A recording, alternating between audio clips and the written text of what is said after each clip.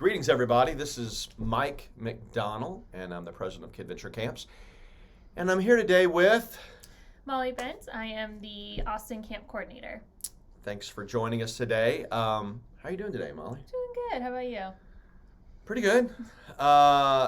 It's already March. Spring break camp finished last week. And that means for us, time goes 10 times as fast between spring break and the summertime. This is our 29th year to run summer camp, and I always feel like that time between spring break and let's call it June 5th this year, because that's when we kick off camp, is like a whirlwind. Mm-hmm. So much needs to get done, and one of the most important things that we try to do during this time is educate our families, right, about camp. We know there's a lot of people that are new to Kidventure. Some people are moving from discoverers to explorers, and so one of the ways, we sort of started doing this last year, maybe the year before that, is providing these live streams to talk about a lot of things, whether that's explorers or discoverers or overnight camp or whatever it might be. We've got a great response from that. It provides an opportunity to talk about camp with people, at least through Facebook, and have the opportunity to answer questions that people have, which we'll have a Q&A towards the end of this too as well. And it's just another way to sort of engage our parents and educate everybody about camp and get everybody ready for the summer of 2023, which we're super excited about. So this one is specifically about moving from discoverers to explorers. And what I mean by that, for those of y'all who don't know, that Discoverers is our early childhood camp program for 3s, 4s, and 5s. And when you graduate from that, the kids like to say you get to be a big kid, a big camper. Be a red shirt is what they call themselves. So we're going to talk about that. We're going to talk mainly about the explorers, what those differences are from the early childhood program to the big camper program, the red shirts. We have another Facebook Live program coming up in April that is just about explorers, and we'll just do even a deeper dive into explorers then.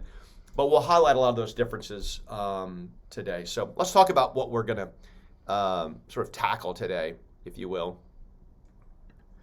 So we're going to talk about the explorers, the basics, and the differences. Exactly what I just talked about. What does it look like from one summer to the next if your child is moving there, or if you're brand new to the Explorer program, what that's going to look like. We'll talk about the curriculum, sort of our philosophy on curriculum, what we try to do, how intentional we are about our curriculum and the outcomes from that curriculum. And then we'll go a little bit more into what do we do in that curriculum? What are the specific activities and events that we're doing at camp during a week? A big change from Discoverers to Explorers is the addition of the field trip program. So our Discoverers have done KV Live, and they've done some other things that are sort of unique for them.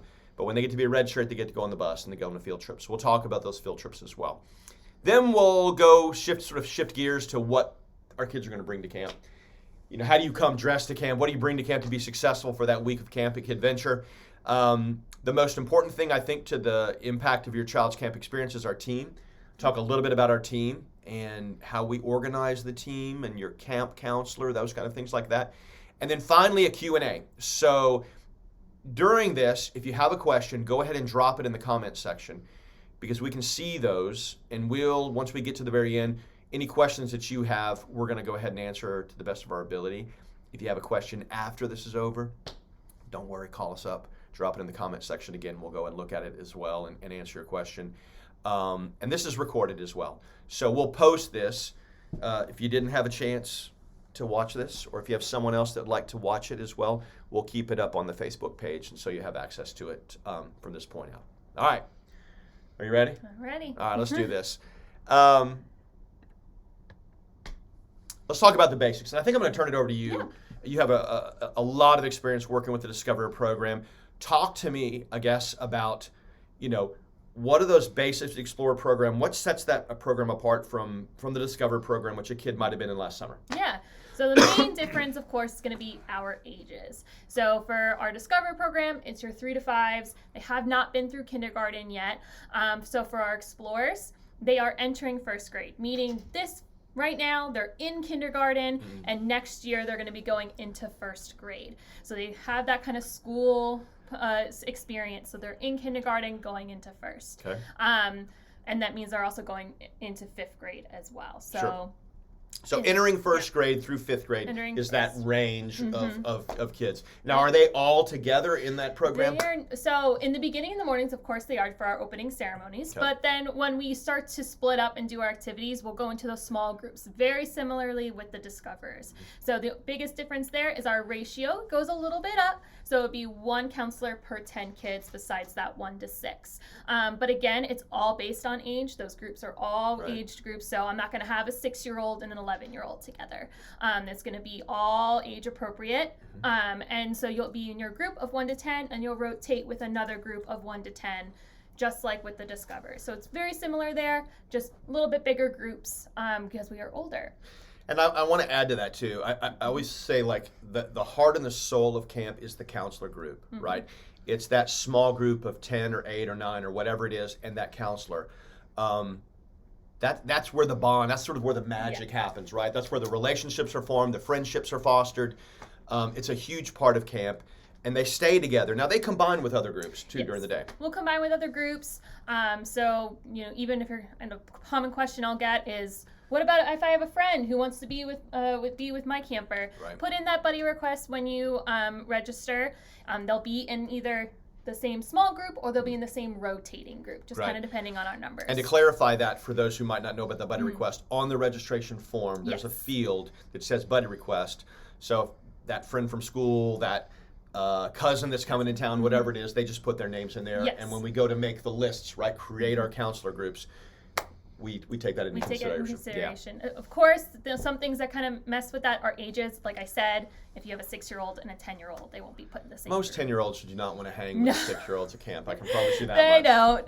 don't. And then just remembering our goals, very similar to Discoverers, as number 1, always safety. Yeah. You're entrusting your most precious thing in the world to us, so we want to make sure the safety is there. Positive outcomes, a lot more focus on character traits and character building in the Explorer program, and just of course just making fun, having fun and making memories. That should be a big part of camp. Yes. Okay.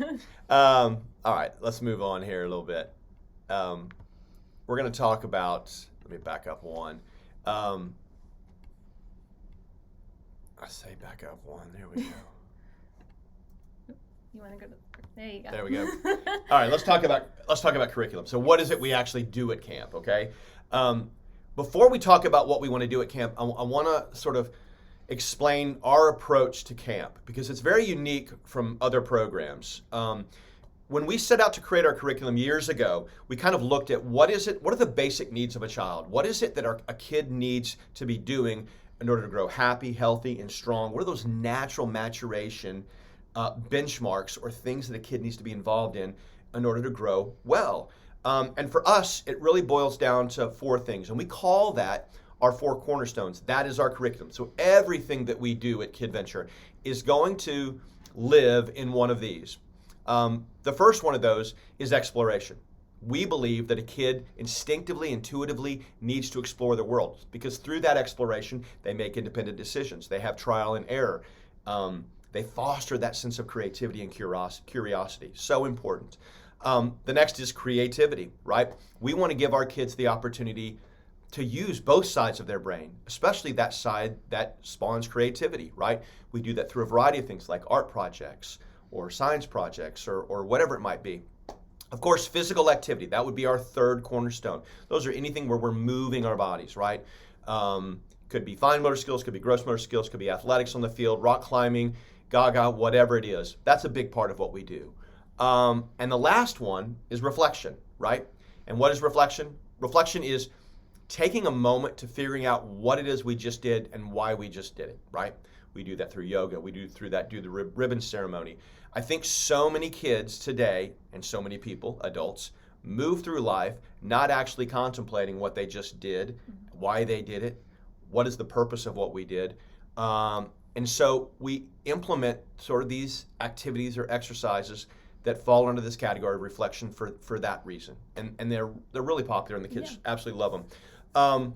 And they're not isolated too. So, one activity can go through one or more of these cornerstones. So we're kind of trying to get activities that I can do an exploration and a physical in it. Or I can do reflection can go with any activity that we do. It's a great point. Yeah. So they're not isolated to each other. They can be combined, and we kind of move through them naturally throughout the day. There you go. One of the most important things about our curriculum that I think it's important for you to understand is that it is very intentional. So we look at summer camp with regards to the outcomes, right? At the end of the week, at the end of the day, we have a certain set of outcomes that we want to see our kids have, right? For us, that's a greater sense of self-worth, a greater sense of trust. They've made friends. They've tried something new. They're more independent. Those things really don't happen by chance. They happen in great part because we plan specific activities with those outcomes in mind. We're very intentional and purposeful in terms of how we create that curriculum so that we can achieve those. Because the power of camp really isn't just having fun in that moment. I mean, that's obviously a very cool thing, right? But the real power in camp is, did I leave camp feeling better about myself? Did I leave camp having a greater sense of courage, or socially, I can engage people better and make friends? That's really what camp's all about. It's the lessons that we take with us after camp is over that are the most important lessons, not the actual fun or what we're having in that moment in time. Okay, just want to say that because I think that's super important and a key to our curriculum. All right, so now we kind of talked about the philosophy of Kidventure and the foundation for our curriculum. Let's sort of go into what we're actually doing at camp. All right, and I'll turn it back over to you. Kind of give us a sense of the Explore program and all the things that they do during a given week. Yeah, so we do a lot during a given week. So I like to say, if your kid doesn't come home tired after camp falling asleep at the dinner table, we didn't do our job. But normally they will be. So every day we start out with our opening ceremony, and this is not new, but coming from Discoverers to Explorers. This is something we do across the board. This is just to start our day out on a good note, to get energized, kind of wake up, do those songs and dances. Athletics, again, this is something that kind of just brings out, but now we're more focusing on the coordination and the gross motor skills, moving into that new developmental stage of that school-aged child. Rock climbing, still the same. We're still going to do rock climbing. Archery will be new for some. Here in Austin, we do archery with our Discoverers, but in Houston and Dallas, they have not. So archery is going to be a new thing for those kiddos. So much fun. Very popular. Very popular. We have these awesome arrows that are bows, that are a little bit smaller, so it's easier for our smaller kids to handle. Big one, field trip. They won't be having a guest speaker coming. They'll be going on a field trip, which is, we'll talk about a little bit more in a minute, because I know that's probably the biggest thing on everyone's mind. Multi-day project. So this is something that's new to even our returning explorers. So instead of having, 2 or 3 art projects or something in a day, and your kids handing you every day a different paper plate project, we've kind of went frame that to be more purposeful. So it's going to be a multi-day project, usually about 2 to 3 days. It's a little bit more intensive, a little bit more complex, so they can kind of bring you home something that's amazing. So over spring break, for example, we made kites, and it took us a couple of days. It's a little bit more to do, and it gives the campers a little bit more time to work on it and perfect it to how they want it to be, and they don't feel rushed. Super excited about that. Yeah. Team building. So our explorers do team building every week, a different team building activity every week. And this is, again, going back to that character building, going back to that sportsmanship. This is them working together, because we're going to work together no matter as we get older. So this is starting to build that foundation for them. I think, let me touch on that a little bit too. So we have a separate staff that visits our kids. They rotate to different camps during the week. And they bring a variety of activities designed to bring team building to life for our kids, right? With the goal of teaching better communication, better problem solving, trust, working together. We've done this now, I think, maybe 3 or 4 years now, the way we're doing it now, and it's proved really fantastic. I think, personally, that kids today, especially post-pandemic right now, need to be reintegrated, need to have a better opportunity for them to come together, to work together, to problem solve and communicate better. And this is one of those examples that I was talking about with regards to purposeful, right, and intentional, that really drives home for our kids. They have a challenge, and they have to figure out that challenge. Whatever that event is for that day, whether they're doing team building, they've got to work together. for a lot of kids, that's not easy to do. No. I mean, for most adults, it's really not easy to do. Not. So it's great that we're providing that for the kids, and they certainly love it. Okay. And then just to clarify too, so rock climbing and archery, those will alternate by week. Yes. So if you want your camper to do one or the other, they really want to do one, make sure you go onto our website and click on your site to kind of see which one will be that week. Good point. It's important. But team building will be every single week. Theme days, we're going to have some theme weeks and theme days. Those will be dress up days, different Crazy sock day. Crazy sock day, whatever it is. So make backwards. sure you read that newsletter that is sent to you the Thursday before your camp week, just so you're up to date and you know what's going on each day. Yeah. Carnival on Friday might vary depending on site, because I know in Houston their schedule is a little different, but Carnival is kind of a celebration at the end of the week. We've been doing it in Austin for a couple of years now. A little bit more free choice, but within range, of course. Super fun day. It's so fun. The kids can choose if they want to play Gaga, if they want to get a face paint, if they want to play Legos, if they want to work on that multi-day project and they want to perfect it a little bit more and they have it finished. That's an opportunity for them there as well. And of course, to close that amazing fun day, as our closing ceremony, very similar to opening, but we're reflecting back on the day, how we did, doing a little bit more songs and dances, pulling red tickets for us to go to the prize box for those campers who showed us our 3 R's: respect yourself, respect others and your surroundings throughout the day. And maybe we'll do a counselor challenge or two and see a pie in the face. Usually a couple pies in the face happening at the closing ceremony, which I'm sure the counselors just love so much.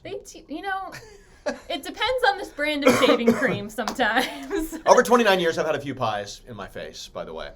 All right, so hopefully that gives you a little bit of idea. No 2 weeks are alike. Yes, there are certain activities that are repeated. Rock climbing, right, doesn't really change, right? Archery doesn't really change that much. It progresses. But things like all those projects, those are different every week. If we have guest speakers, those are different every week. We bring in new games and new camp activities every week. So every week is really a different experience altogether. All right, moving on. The big one.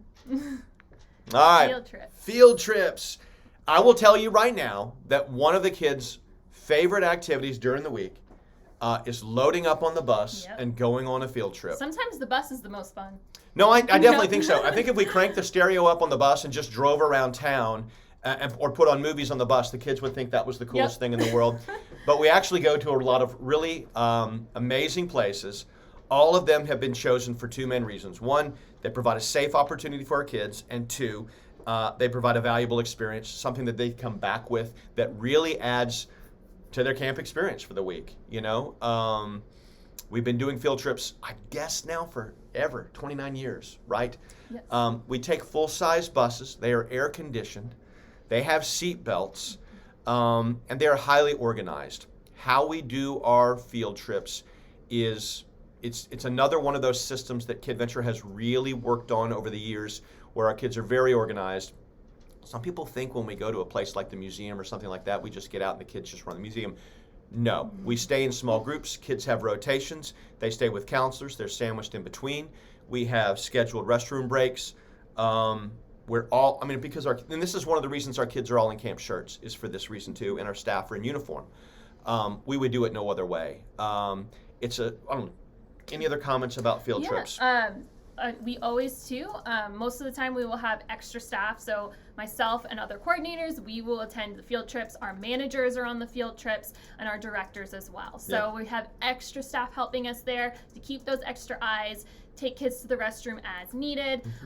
We are very organized. If you have any questions about a specific field trip that you see that's listed on our website, please give us a call and we can kind of talk through it with you. Yeah. I know those water field trips are big, scary ones, but each city might have a different protocol, so I won't go too deep into them. So go ahead and call your city and we will talk you through those. Yeah, well, we love to talk field trips. We love to talk anything about camp, for that matter.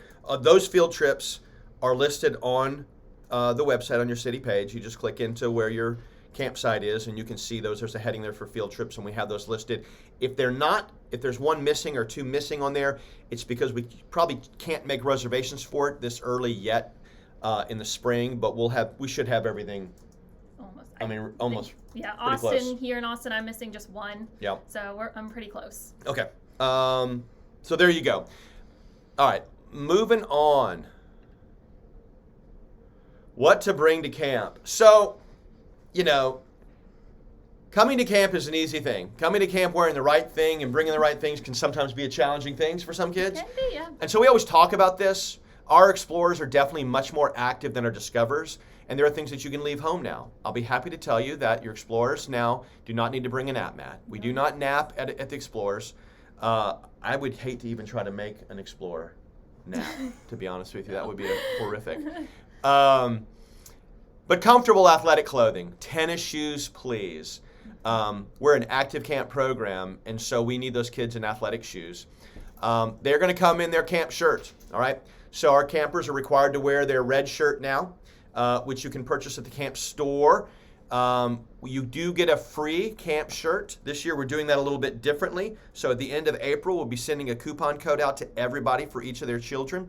And you can order that free shirt online, and that's delivered to you before the summer starts. So remember that. That's going to be a change for this year. In the past, we've handed those out at camp.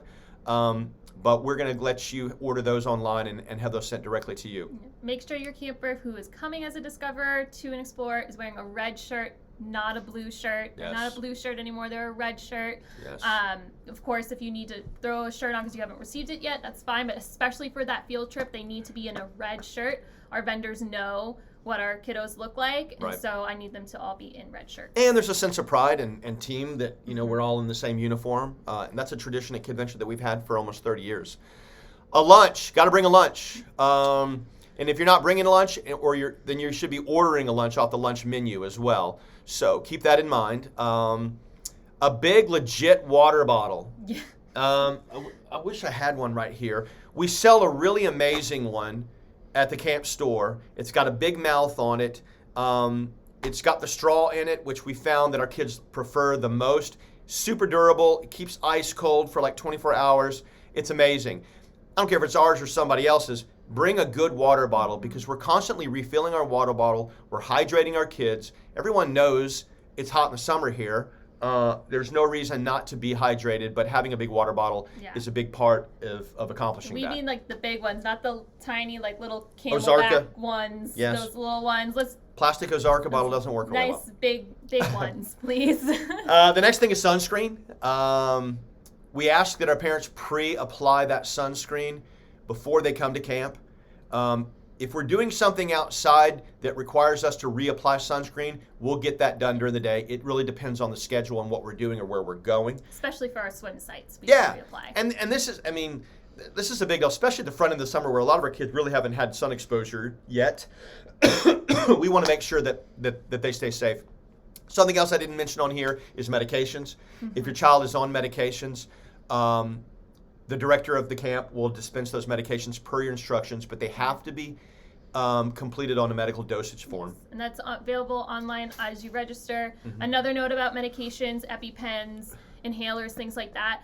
Please hand it to the director or the counselor when you're dropping your camper off in the morning. Yep. Please don't leave it in their backpacks. We need to have that because we will have a fanny pack with us with your medication in it at all times. Meaning your EpiPen and inhaler. Yep. Please do not leave that in your camper's backpacks. But notoriously, we found that we don't go through their bags. So please hand it to us. Yeah. And another note about what to bring. Please label everything first and last name, just so I can make sure that lost and found goes through pretty quickly. And I mean everything. Lost and first and last name. Initials. A lot of people have the same initials, so if we can label them first and last name, that would be awesome. Especially towels when we're doing water activities. Making sure everything is labeled accordingly so we can return to the correct family. And I don't have to do a big Goodwill trip at the end. There we go. I feel that's pretty thorough. I think so. Okay. All right. Let's move on. The camp team. I mentioned this before, right? I mean, if you ask one of our campers after summer's over, if they ask 10 campers, what do they remember most about camp? 9 of those campers will typically say the name of their counselor, right? You can have the greatest activities in the world. The best field trips, everything. If you don't have a counselor that loves those kids and engages them and is spirited and wants to have fun and fosters relationships, then you don't have camp. Yep. right? At the end of the day, it's by far the most important thing. It's the thing that we place the greatest emphasis in, right? All of our staff are adults. The vast majority are college students or they're teachers. They love kids. I mean, that's sort of the common denominator. They want to be part of the lives of kids in the summer. That's why they work that, right? They're all in uniform. Everyone is first aid and CPR certified. Everybody has a national criminal background check yearly. Everybody goes through extensive training for us at the end of May, beginning of June, before camp begins. It's the coolest thing, right? You can forget who your third grade teacher is, but if you have a great experience in camp, you will never forget your camp counselor's name. It's just one of those things. And we understand what that responsibility is and that opportunity, right?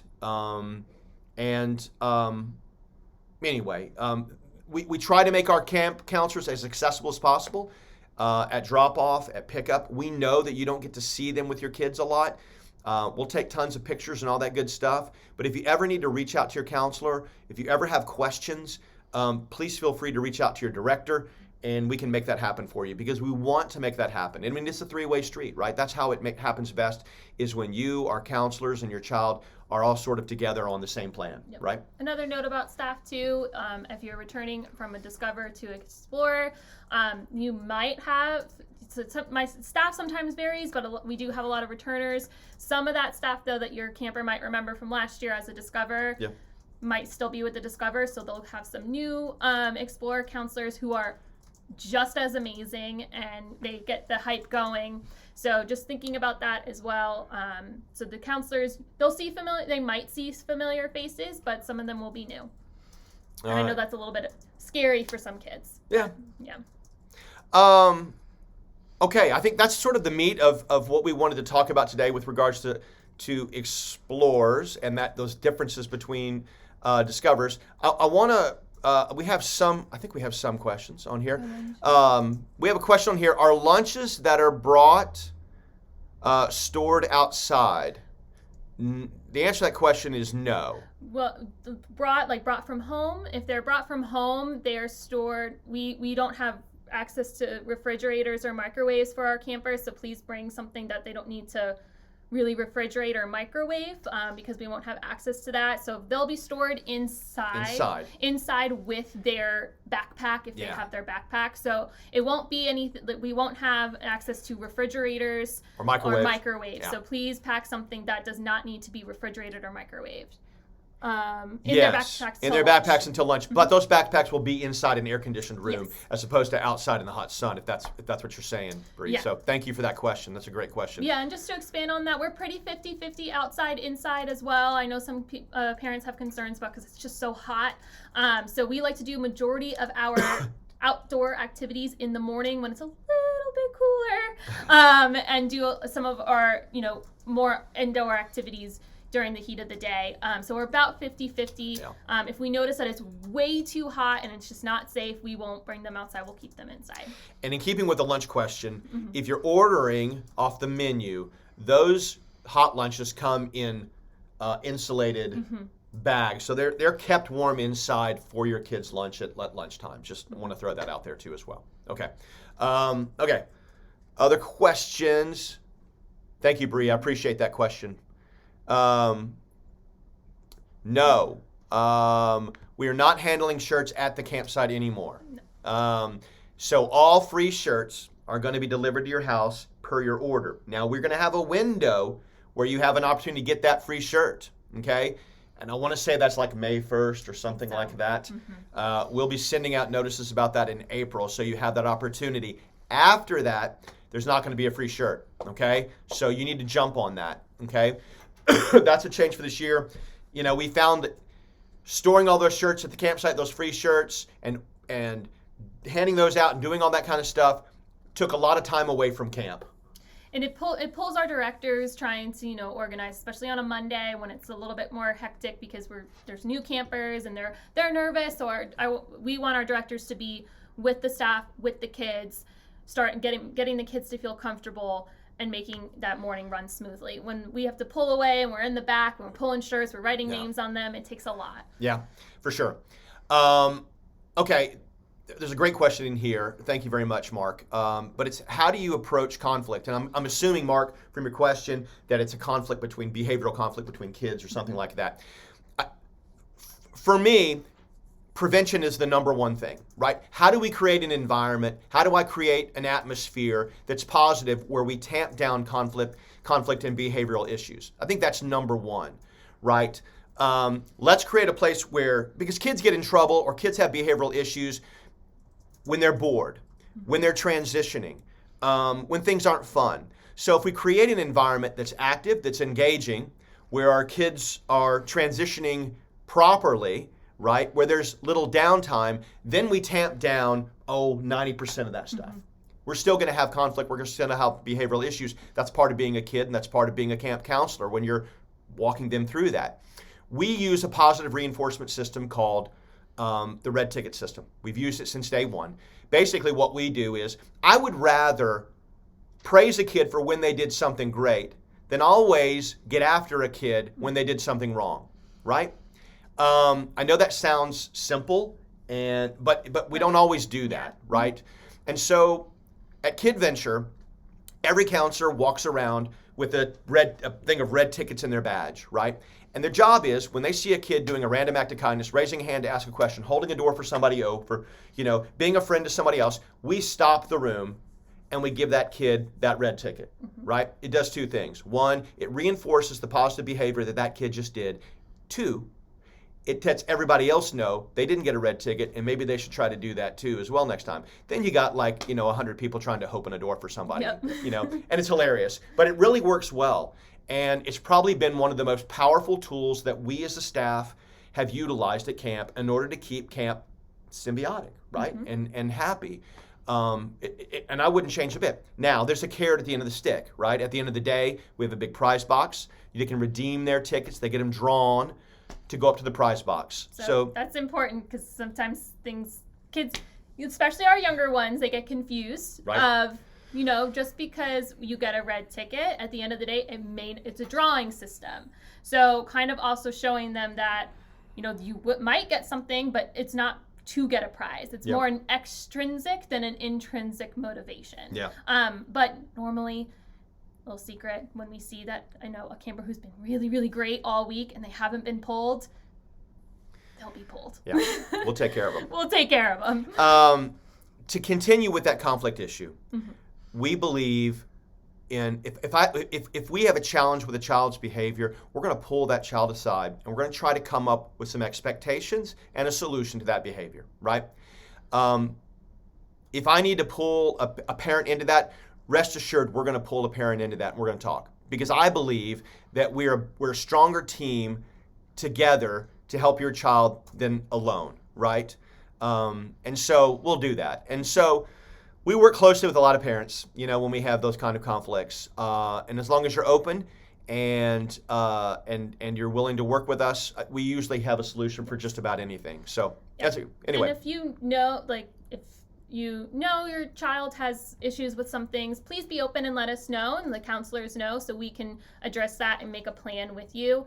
If there's a plan that you use at school or at home that's really effective, let us know so we can reinforce that at camp so that routine isn't disrupted. For sure. Okay, hope I answered that for you, Mark, appropriately, okay? A question about snacks. Do we need to send any snacks? You can always send snacks, right? We provide snack once a day if they're coming to regular camp time, okay? And then we provide snack as well and during that post-camp time. And if your kid stays for post-camp, right? Camp would be from 8 o'clock in the morning till 3. Post-camp 3 to 6. And if they're coming to post-camp, we do another snack there, okay? Mm-hmm. Peanut-free, nut-free snacks, that kind of thing. If you do not want your child to receive a snack from us, please let us know, because we will offer snacks. And if you want your child to eat the snack that you provided for them and packed for them, please let your staff know at site, just so we can make sure that they're being fed what you want them to be fed. Yeah. Normally, if we see that they have a snack, we won't offer one, but we will still offer one. And normally those snacks consist of goldfish, pretzels, animal crackers, things like that. Right. So just make sure you communicate with the staff on site too if you don't want them to have that snack, and that's completely fine. Right. Snacks, yeah, there's a comment in here. Snacks should be eaten during snack time. I mean, we can't force a kid to eat their snack, Yeah. right? If a kid doesn't want to eat their snack during snack time, I'm not going to force them to eat their snack.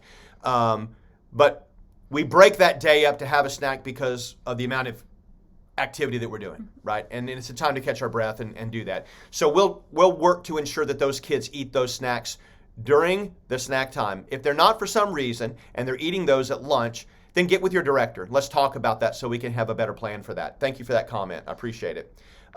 My kid will be joining as an Explorer in July. Should I buy the red shirt separately or will you be providing one? You will get one shirt, but you need to order that shirt at the camp store. The free shirt window is going to be at the end of April through the beginning of May, and we'll send out a notice to that so you can do that. If it was me, I'm going to get 2 shirts, just so you don't have to wash every night, because I want those kids in those red shirts every day. So make sure you do that, okay? Do you have any kids getting picked up within... Oh, wait, hold on. The packed lunches have... Oh. Do they have to be peanut free? They don't. What we do is we have a specific allergy table for my campers who peanut, tree nut, all those kind of allergies, and we ask them to sit there. It's not restricted to kids who have allergies. If their friends who don't have allergies want to sit with them, they are more than welcome to. We just double check everybody's lunches to make sure that they are peanut free. So I know in some schools and places like that, they would say this is a nut-free classroom. I won't do that. If you are ordering a catered lunch from us, our catered lunches are all nut, tree nut, peanut free. But if you're packing a lunch, some butter is great. It helps us, but I'm not going to, tell your child they can't eat because they have a PB&J. Yep. Okay. Thanks, Patty. Do you have any kids getting picked on within their groups? I assume we will be able to contact their counselor if our child is reporting it. Yeah. I mean, I can't promise you that that's not going to happen. These are kids, right? I can promise you that we have to respond to those kind of behaviors appropriately and quickly, right? You can create the most positive environment. We're going to still have issues with kids not treating kids fairly and kindly. I think that's part of the reason we go to camp, so that we can learn how to treat people appropriately and kindly. But if that's happening and we don't know about it and we didn't see it, we definitely want to hear from you, because we'll work with you and we'll work with that counselor to find a solution to that situation. And right? Please encourage your campers to tell their counselor immediately when it happens, so we can stop that behavior immediately. It's kind of hard when we don't know when it's brought to us. So please encourage your camper to come to an adult and come to a counselor and say this is what's happening. Yeah. It helps us in the moment recorrect. Yeah, we begin every day talking about the 3 R's, right? And there's really only 3 rules at Kidventure Camp, and they're posted on a big banner in front of everybody on the stage, and it's respect yourself, respect others, and respect your surroundings. I believe everything that a kid does or doesn't do falls under one of those, right? So it's certainly something that we are very sensitive about. But I really believe that begins with us, right? How we demonstrate our behavior to our kids and one another as the staff members that helps model that for our kids. Are we going to have issues with our kids? Yeah, we're going to have issues. But that's why we're here, right? We're here to help grow kids, not to just check off the list that our kids are perfect and don't have any behavioral issues. So, but yes, we'll work together on that. And I think that's a wonderful question. All right. I'm looking for any other questions, y'all. Wait, did we see that one? Just go up, up. No, up. Okay. There we go. Did we read this one? Yes, I talked about that. Oh, you did? Okay. Yeah, I addressed that one. Hi, James. Good to see you out there, by the way, today. It's always good to see James, y'all. I think that's it, everybody. Before we go, I want to share a few more things. We have... Oh, someone asked in the beginning, is there rock climbing at Blue House? There is rock climbing at Yes. Camp Blue House. It'll be, again, if you go onto the website, click that drop down and select Blue House, it'll have that rock climbing when it is in relation to archery tags. Remember those flip-flop. But Yep. yes, there is rock climbing at Blue House. Just double check your weeks that you have signed up for and to see if that is that activity. Great. Okay. We have a few more of these Facebook Live events coming up. I want to share those with you. All Things Discovers, we're going to talk about specifically early childhood camp, right? The blue shirts. We're going to do that on April 5th. We have like a block of these to sort of raise consciousness about them. So the first is going to be on Wednesday, April 5th. They're all going to be at noon. The second is going to be Explorers. We're going to do a deeper dive into Explorers, what that looks like, more curriculum stuff. That's going to be on April 6th at noon. For those of you who are in Houston, we'll talk about Leads. Leads is our day camp program for teens. That's entering 6th grade through entering 9th grade. That's going to be on April 7th at noon. And then you didn't change the Wednesdays, so that's going to be a Wednesday, Thursday, Friday. Yes. They're all not on Wednesday. That's right. They are, Wednesday, Thursday, Friday. Sorry about that typo right there. And then we have one at the end of this month on all things overnight camp. Our overnight camp program is for kids turning 8 in the summer through 16. There's 3 different programs in there. We have very limited space left. Most of the sessions are full. I think we have maybe like 4 or 5 spaces left. But if you're interested in overnight camp, it is absolutely a wonderful opportunity to be a part of that experience. There's really nothing quite like it. If you want to talk more about overnight, that's the Austin office that you'll need to call or contact or reach out to. We'd love to talk to you about overnight camp, share that information, answer any questions that you have. And then the last Facebook Live stream that we'll be doing is preparing for camp. This is usually a really well-attended one. This is sort of like what to expect your first day, dropping off the first day on a Monday. What does that look like in terms of check-in, check-out? All of those sort of ins and outs. That's going to take place in May on May 17th at noon. I advise you to mark that one down and plan on attending that because that's a very helpful one when people get to go there and get that information. So anyway, anything else to add? I don't think so. Just super excited for the summer. We're almost there. It feels like a whirlwind right now. But again, if you have any questions, please call your office, your city office, and we will be happy to answer any of those questions for you that are city specific, site specific. Oh my goodness. We're super excited and we're almost there. Yeah, super happy to have provided this information with everybody today. We look forward to doing it again. We do have another Facebook. It's a group. It's the Kidventure Families group. It's a little bit different take than our normal Facebook. If you are interested in being on that Facebook group, search for that Facebook group, please. It's called Kidventure Families, and you have to request to be allowed into it. There's like 2 or 3 criteria on there. And then and we share more information. We get more feedback from parents. If you have ideas or things like that, it's a much better forum with which to do that than let's say the main Facebook page. So just so you know that, if that's always there for you. We currently have about 500 members on there right now. And it certainly helps me and gives us an opportunity to engage with you guys on a much different level. So with that. Oh, and then too, if you haven't seen, Sandra was so nice in the comments. She put the camp store link for you if you're looking for that. It's Kidventure, kidventure.myshopify.com. Thanks, Sandra. We appreciate you. Thank you all very much. We hope you have a great rest of your day, rest of the week, and then a great weekend. Please feel free to reach out to your camp office. We're here to help you. A live, warm body is there to answer all your questions and support you. So with that, we'll see you guys next time. Thank you all very much. Bye.